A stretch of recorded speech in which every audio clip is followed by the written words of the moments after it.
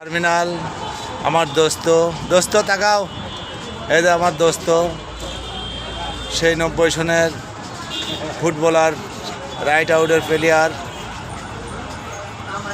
সুরজ মিয়া। হ্যাঁ, ভিতরে বসবো। Terminal, Pabna bus terminal.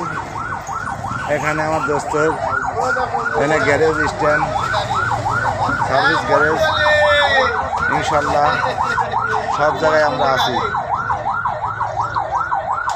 দোস্তের এলাকার নাম মন্দিরপুর, না লস্করপুর, মন্দিরপুর, তারপর কি পুর দোস্ত, তোরা যে কী কী জানা? মন্দিরপুর, লস্করপুর, আর এটি হচ্ছে গাই দুবারপাড়া।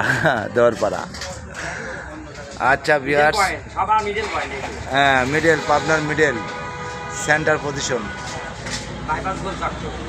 বাইপাস গোলচক্র, এই সামনে টার্মিনাল পাবনা শহর।